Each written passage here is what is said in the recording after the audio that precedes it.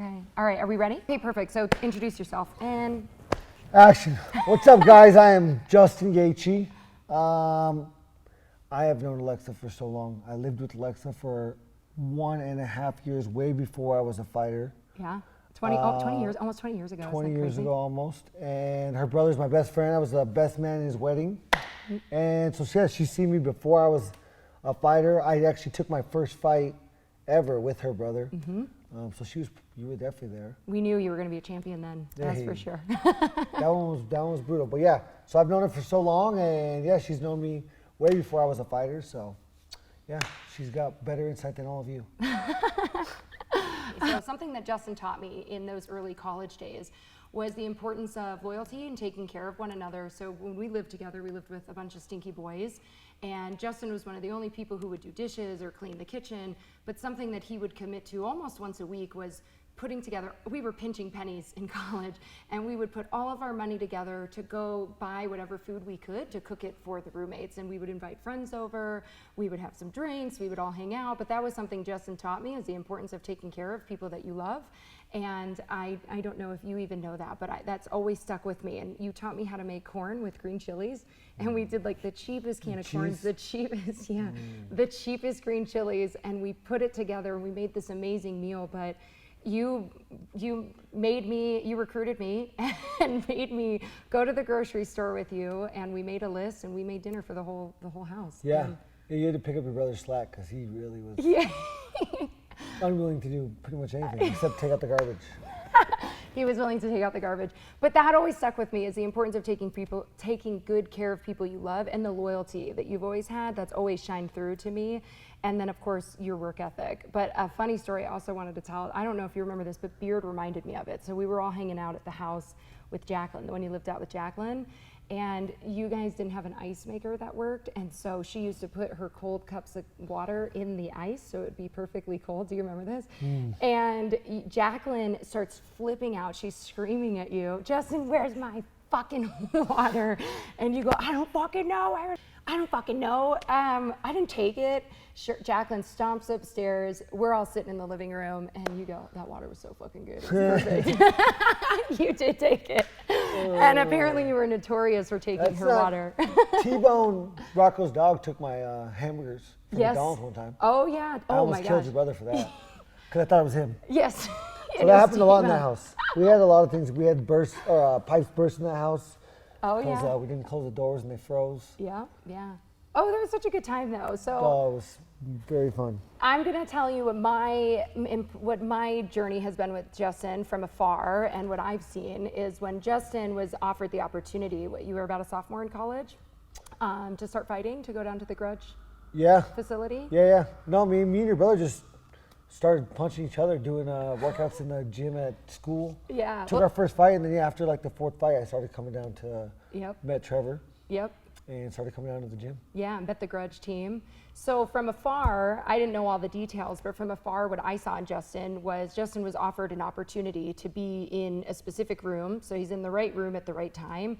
But Justin took that and ran with it. So not only did he see the opportunity, but he committed to working hard. And what some of you may not know is Justin is a true master of his craft, and he's got a coach for everything, right? The way he boxes, the way he fights, but even in his nutritional life. Like, Justin really protects what he puts in his mind and body on a constant basis, so we can be the best of the best. Like, this didn't come by luck. This is absolutely hard work by Justin, because we were just a bunch of idiots in college figuring life out. But for you to have seen the opportunity, you made sure you were in the right room at the right time, but you took that and all those skills that you were able to hone and turn it into, I mean, you'll go down in the Hall of Fame. In hindsight, that's what it is. But when you're actually in the process of trying to become something or be something, we did have nothing. I was living on the ground in a one-bedroom apartment right down the road from the gym. I was so happy. I just got to work out every day, and I had some side jobs. I was a bouncer at a pool bar. I did painting, that sucked. Demolition, that sucked. But yeah, just side jobs, and I never knew. I never even thought about being here. Often I think when I was, in those younger days, I was like, I wonder where I'll be when I'm 30, 35. But I could have never imagined it would be here.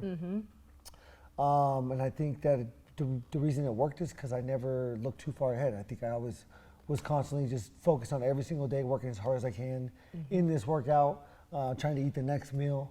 And life is tough. You know, my parents helped me so much. I was very lucky to have the parents that I have. And they did sacrifice a lot for me, and they would help me eat when I needed to eat. And, you know, my coach Trevor co-signed on an apartment for me. I still owe him for that because, you know, I did break the lease. And yeah, I was a kid. I was trying to figure it out, and it was crazy. It was crazy times. But I think, you know, when I got the opportunity to, Shane Carwin at the time was a heavyweight fighter. He was fighting Brock Lesnar for the championship, and he invited me to come down to Denver with him, and he would drive me in his truck twice a week.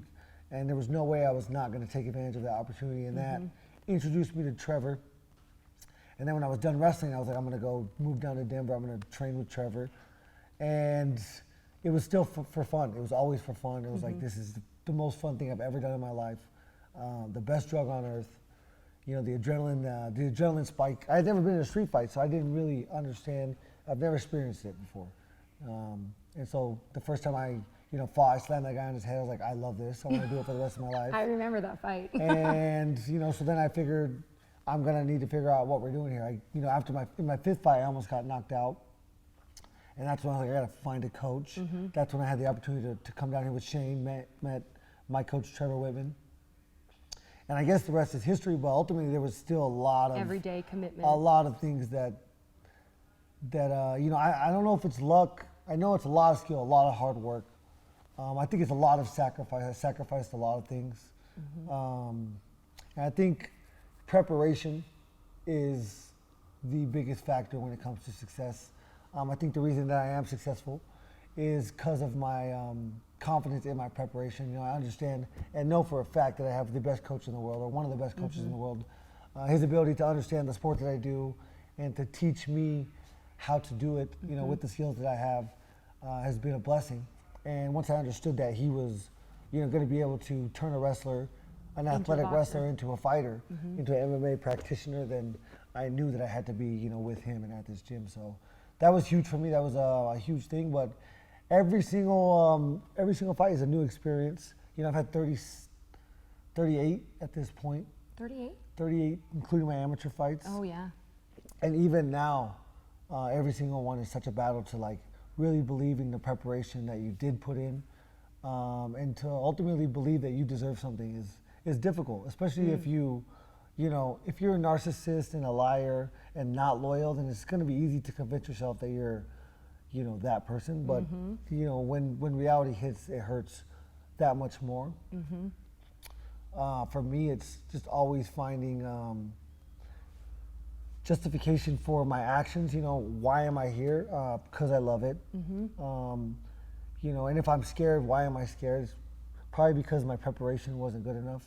And if I need to find other justification, then it's like, there's 12 fights tonight. There's 23 other people doing this. Someone's going to do it next weekend. This is not the most scary thing in the world. And if my preparation, you know, I've already signed up for it. I'm already here. If my preparation isn't there, then I'm going to be terrified. And that only happens a couple times. You only put yourself in that position once or twice. Because then you learn the lesson. You learn the lesson, and then you know, then you make those decisions to not put yourself in that position to get tired in a fight. I always say too, like with the fear, I've survived worse than this. If I'm scared, I just didn't come in prepared. Just get through it. I'll be fine.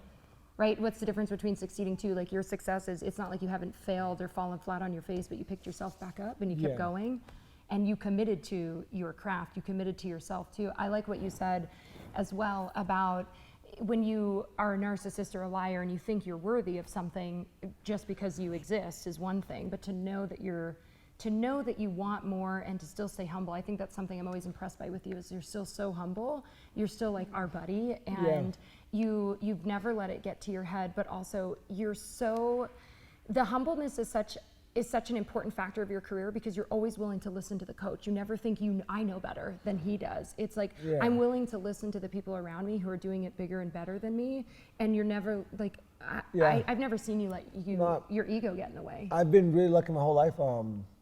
You know, from my wrestling coaches as a kid, my father, to my wrestling coaches, to my high school wrestling coach, to my college wrestling coach. I really, you know, am very critical about who I give or who I let into my circle. But once you're in my circle, then you have 100% loyalty from me.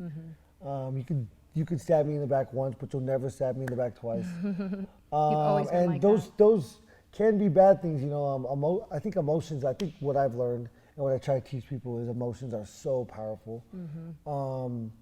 They are what life is, you know. Like it would suck to have no emotions, which is kind of what I have now with what I've experienced in life. You know, the highs of winning my sport or the lows of losing my sport is unmatched outside of the octagon or the arena.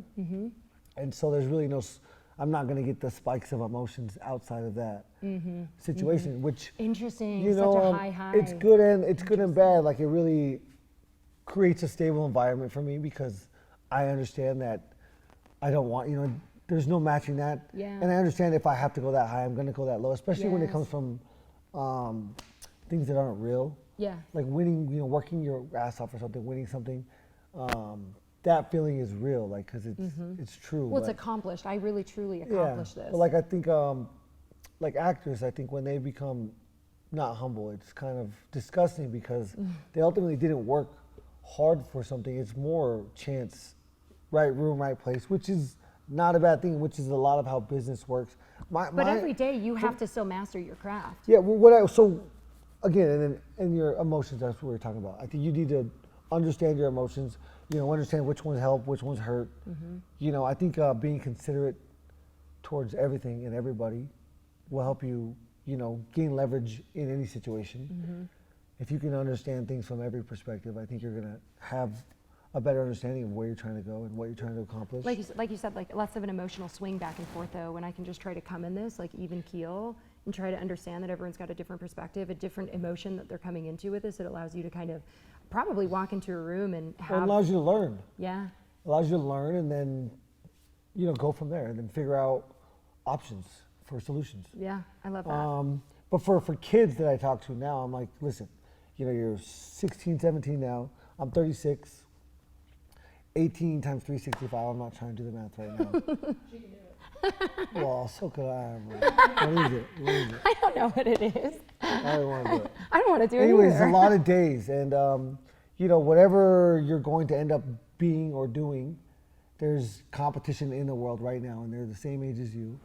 And you know, the least amount of mistakes you make daily, or the amount of days in a row you can be perfect and Yeah. make good decisions. Discipline. Or the least amount of mistakes you can make. Or if you make less than that person, you're going to end up in a better position. And that comes from, you know, responsibility, discipline. Yeah.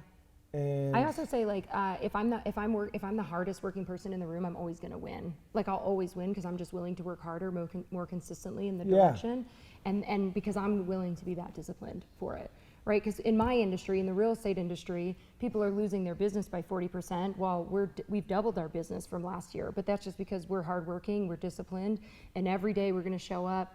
It doesn't mean we don't make mistakes. It doesn't mean we don't fall flat on our face. But well, I think it's discipline. also, you know, it's not always success. I don't always win. No. You know, it's up and down. It's up and down. Like It's you the guys, falling on your face you're run, I going to learned. experience that.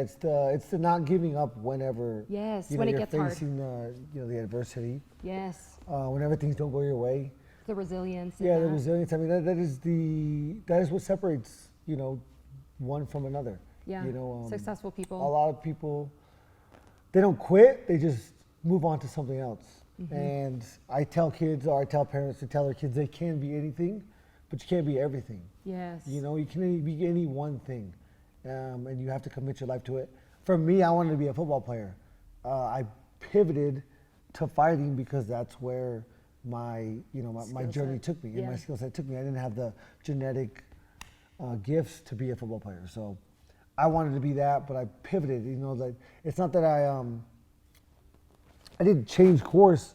It's the same thing. So if you're trying to do, you know, real estate, you might be trying to do commercial real estate, and you might have to pivot to personal residential or personal real estate, or, you know, everything has its own facets. But being able to again see the opportunity, stay disciplined, work hard in the same direction, right? And not necessarily, like if you would have continued on the football path, that's one thing, but you still continued on the professional athlete path. And all you did was just pivot the sport, right? No, I'm actually really good at this, because you saw what you were good at, and you had the support around you to be able to master that skill and to hone those skills and to really, and then turn into one of the best in the world. I mean, I think that's powerful. And it's same in real estate. I think it's the same in any business growth, is you hone your skills, master them. You ride the waves, because there's ups, there's downs in any business. And it's about not staying down, if you ask me. I think the only difference between successful people and people who have failed, or people who fail stay down. And people who succeed, they keep getting up one more time. Yeah, I think so. For fighters, you lose and you quit, and every time I've lost, it has inspired me to work harder. That's a human mistake I make often. When I win 3 or 4 times in a row, I kind of become complacent with how dangerous and how real my job is, and how much extra work I need to do. And then I'll lose, and then boom, I'm back doing extra credit. And humbles you. that's a lesson you should never make twice, but I have done. That's the most difficult lesson, is not staying disciplined to you at the bottom. You know, even when you're at the top, you still have to remember that they're all coming for you. People are still working. You could lose it in the blink of an eye. You can lose it in the blink of an eye. And so it is consistent hard work. Even when you're at the top, you still have to consistently maintain that hard work. It's in between. Yeah. It's in between. It's at the top. It's at the bottom. Yeah. Like if you take your I can't eye pick off a certain thing why I'm here, and other guys aren't. That wrestled with me, or people that started fighting with me early aren't. I don't know. I think it's because of my sacrifice to different things in life. But sacrifice and discipline, I think. Yeah.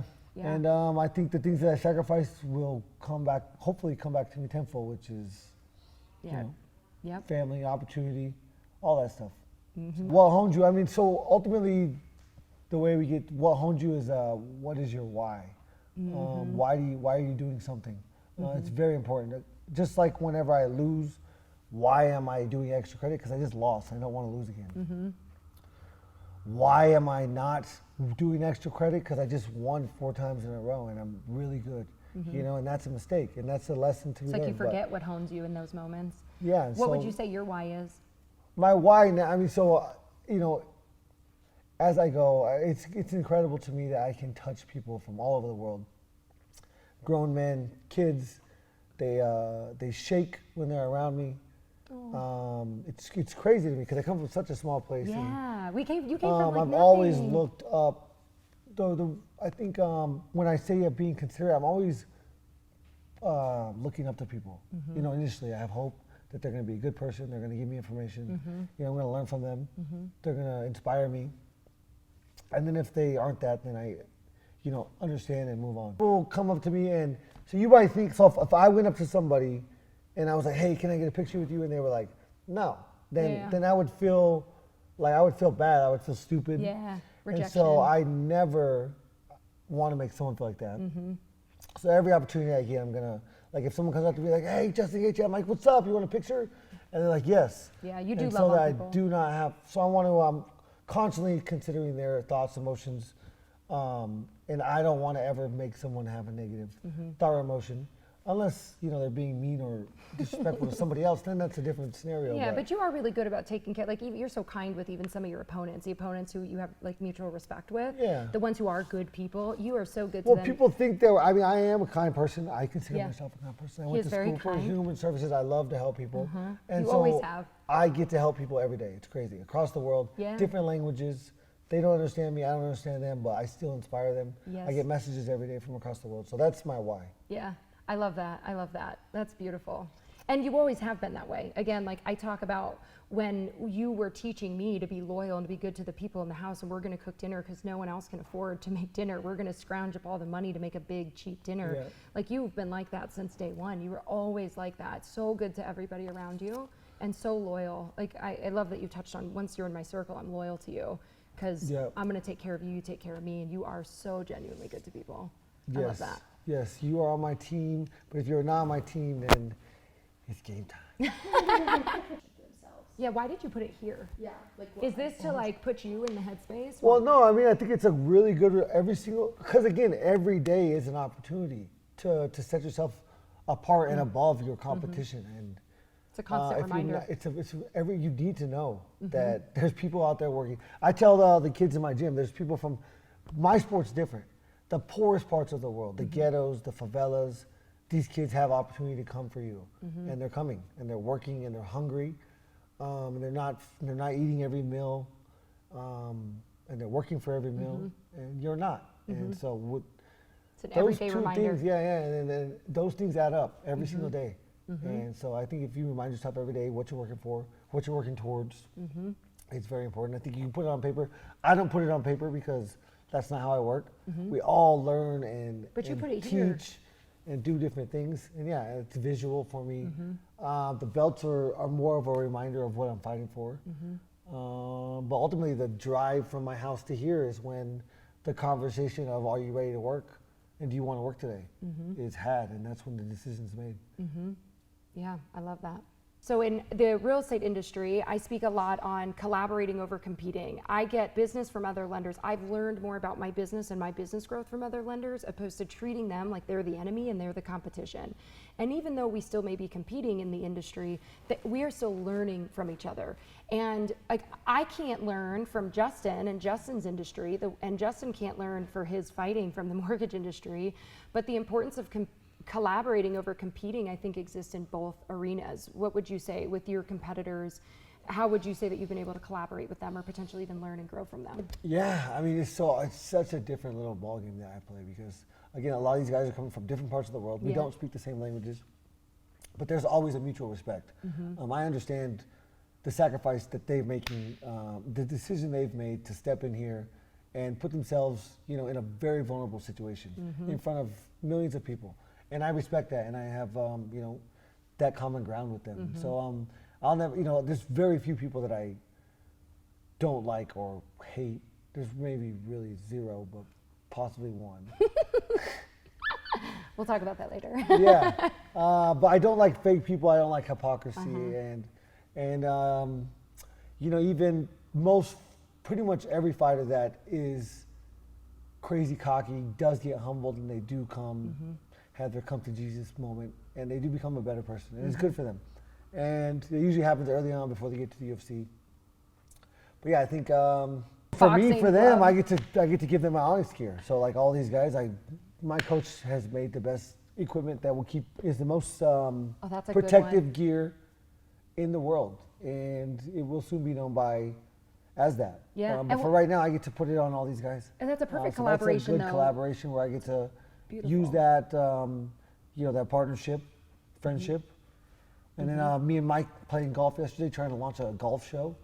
Like me, Poirier, Chandler, we're not at the beginning of the road anymore. It is towards the end. We've already fought each other. I know for a fact I'm never fighting Michael Chandler again. So I didn't have animosity before. I don't have animosity now, and now I have nothing but respect for him. Yeah, well, and now you get to be able to collaborate with him by not only doing the golf show, but then also, like you said, giving them the best of the best in the industry when it comes to protection, and to be able to collaborate like that's huge instead of keeping it to yourself. I invite them all here. Yeah. Say, hey, I have an open gym here in Colorado. Anybody's welcome. Yep. Love it. So yeah, that's huge. But obviously, with my sport, so when I'm getting ready for a fight, I have to spar, and that's practicing or replicating live rounds while taking care of each other. So usually you're doing it with mutual teammates, but there is times when we have to bring random people. Let's say I'm fighting Justin Poirier, who's a left-handed fighter. He has funky timing, funky rhythm. So I'm going to try to find someone out there that has funky time, funky rhythm, is left-handed, and I'm going to have a connection to them, and I'm going to invite them in, and I've done that many times where I bring people in to work with me. I pay them. They get good work. They're younger usually, and that's the collaborations that we have. I love it. We need sparring partners. We need training partners. The only reason I'm here is because I had a twin brother, and my mom threw us in the dirt at a young age, and I've had a partner my whole life. So yeah, it's collaborating with. It's usually you're just trying to avoid collaborating with people that you might have to fight with. Yeah. Because, again, I am kind and considerate, and I don't like hurting people. What I do is not hurting people. What I do is a competition. It's a sport. And so That makes sense. So you pick who you need to be competitive with to be strategic, obviously, with your business. Do you It's say that you've learned such from a hard thing because we would love to collaborate. That's the only way that, say, a union would ever come into. What would you say about like collaborating in like even like I've seen you and Dustin Poirier like do a donation together. You guys both like went together. I and just you played guys, golf with Michael Chandler yesterday. Yeah, exactly. So, Exactly. And they were competitors, but they golf together and they can learn together. And so Justin, tell us about what you're doing here with Onyx, because obviously this facility is incredible and that's a big piece of collaborating as well. But tell me what your vision is with this and what you're doing here.